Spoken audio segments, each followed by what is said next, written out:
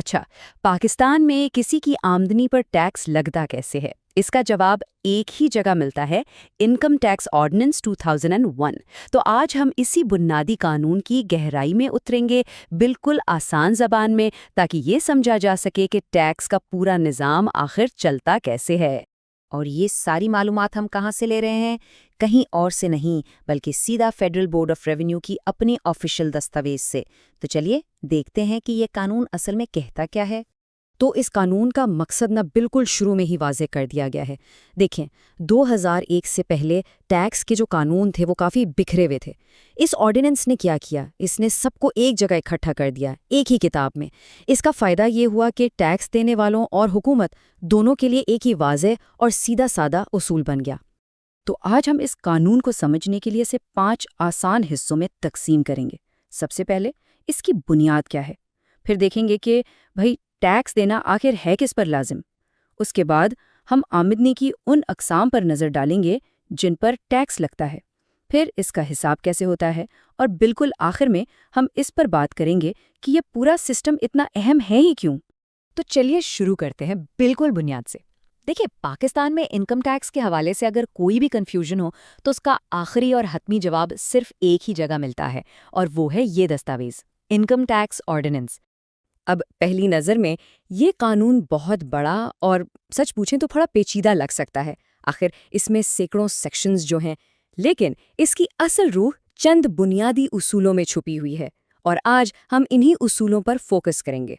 ٹھیک ہے، تو قانون تو بن گیا، لیکن سب سے بڑا سوال تو یہ ہے کہ یہ لاگو کس پر ہوتا ہے، یعنی دوسرے لفظوں میں ٹیکس دہندہ ہے کون؟ بالکل، یہی وہ سوال ہے جہاں سے ساری بات شروع ہوتی ہے۔ آئیے دیکھتے ہیں کہ قانون کی نظر میں ٹیکس دہندہ کون ہے۔ قانون کی نظر میں ٹیکس دہندہ صرف ایک انسان نہیں ہے۔ سیکشن 80 کے تحت شخص یا پرسن کی تعریف بہت وسیع رکھی گئی ہے۔ اس میں تقریباً ہر وہ ادارہ شامل ہے جو پیسہ کما سکتا ہے، یعنی اس میں عام شہری بھی آتے ہیں، بڑی بڑی کمپنیاں بھی، پارٹنرشپ فرمز، اور یہاں تک کہ حکومتی ادارے بھی شامل ہیں۔ مقصد بالکل صاف ہے، آمدنی جہاں سے بھی آ رہی ہو وہ ٹیکس کے دائرے میں آئے۔ پھر قانون ایک اور بہت اہم فرق کرتا ہے، ریزیڈنٹ اور نان ریزیڈنٹ کا۔ اب یہ فرق کیوں ضروری ہے؟ کیونکہ اسی سے یہ طے ہوتا ہے کہ کسی کی صرف پاکستان والی آمدنی پر ٹیکس لگے گا یا پھر پوری دنیا کی آمدنی پر، اور اس کا پیمانہ بھی بہت سادہ ہے۔ اگر کوئی شخص سال میں 183 دن یا اس سے زیادہ پاکستان میں موجود ہے تو وہ ریزیڈنٹ کہلائے گا۔ اچھا، اب تک ہم نے یہ جان لیا کہ ٹیکس کون دیتا ہے۔ اب اگلا سوال یہ ہے کہ ٹیکس لگتا کس چیز پر ہے؟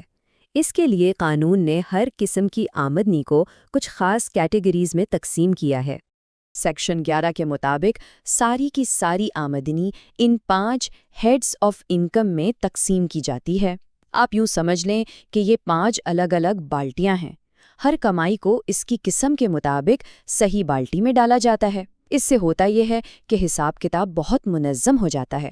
تو پہلی بالٹی ہے تنخواہ کی، یہ تو سب سے کامن ہے، اور اس میں صرف ماہانہ سیلری ہی نہیں بلکہ کوئی بھی بونس، الاؤنس یا نوکری سے ملنے والی کوئی بھی رقم شامل ہوتی ہے۔ دوسری بالٹی ہے جائیداد سے آمدنی، یہ بھی سیدھا سادہ ہے۔ اگر کسی کے پاس کوئی گھر، دکان یا کوئی بھی پراپرٹی ہے جسے کرائے پر دیا ہوا ہے تو اس سے جو کرایہ آتا ہے وہ اس ہیڈ میں شمار ہوگا۔ تیسری بالٹی کاروبار سے آمدنی، اب یہ بہت وسیع ہے، چاہے کوئی چھوٹا دکاندار ہو، کوئی فری لانسر ہو یا ایک بہت بڑی فیکٹری کا مالک، ان سب کا منافع اسی کیٹیگری میں آتا ہے۔ چوتھی بالٹی ہے کیپٹل گینز، یہ وہ منافع ہے جو کسی بڑے اثاثے یعنی کیپٹل ایسٹ کو بیچ کر کمایا جاتا ہے۔ مثال کے طور پر اگر ایک پلاٹ خریدا اور کچھ سال بعد اسے زیادہ قیمت پر بیچ دیا تو جو منافع ہوا وہ کیپٹل گین کہلائے گا۔ اور آخر میں آتی ہے 5ویں بالٹی، دیگر ذرائع سے آمدنی۔ یہ ایک طرح سے کیچ آل کیٹیگری ہے، یعنی جو آمدنی پہلی 4 بالٹیوں میں نہیں آتی وہ یہاں آ جاتی ہے، جیسے بینک سے ملنے والا منافع، شیئرز پر ڈیویڈنڈ یا کوئی انعامی رقم جیتنا، یہ سب کچھ اس میں آتا ہے۔ تو ہم نے یہ دیکھ لیا کہ کون ٹیکس دیتا ہے اور کس چیز پر ٹیکس لگتا ہے۔ اب آتے ہیں آخری اور سب سے اہم مرحلے پر، ٹیکس کا حساب لگایا کیسے جاتا ہے۔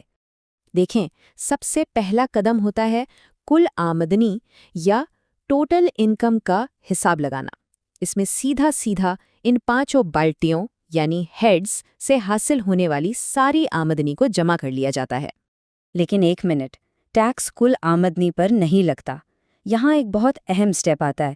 قانون کچھ کٹوتیاں یا ڈیڈکشنز کرنے کی اجازت دیتا ہے، جیسے کہ اگر زکوٰۃ ادا کی گئی ہو۔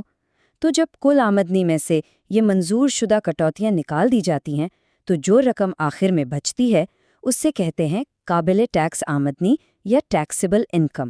اور یہی وہ فائنل فگر ہے، یعنی قابل ٹیکس آمدنی، جس پر سرکاری ٹیکس ریٹس لگائے جاتے ہیں۔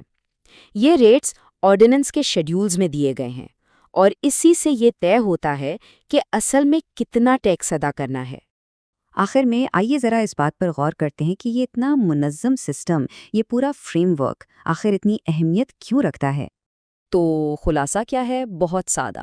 آرڈیننس نے 3 بنیادی سوالوں کے جواب دے دیے۔ ٹیکس کون دے گا، کس چیز پر دے گا، اور کیسے دے گا۔ یہ جو ایک منظم ڈھانچہ ہے نا، یہی شفافیت لاتا ہے اور اس بات کو یقینی بناتا ہے کہ ہر ایک کے لیے اصول بالکل واضح اور ایک جیسے ہوں۔ اور یہ ہمیں ایک بہت بڑے سوال پر چھوڑ جاتا ہے۔ جب کسی ملک کا ٹیکس کا نظام اتنا واضح، اتنا منظم اور اتنا پریڈکٹیبل ہو تو اس کا اس ملک کی مجموعی معاشی ترقی اور وہاں سرمایہ کاری کے ماحول پر کیا اثر پڑتا ہے؟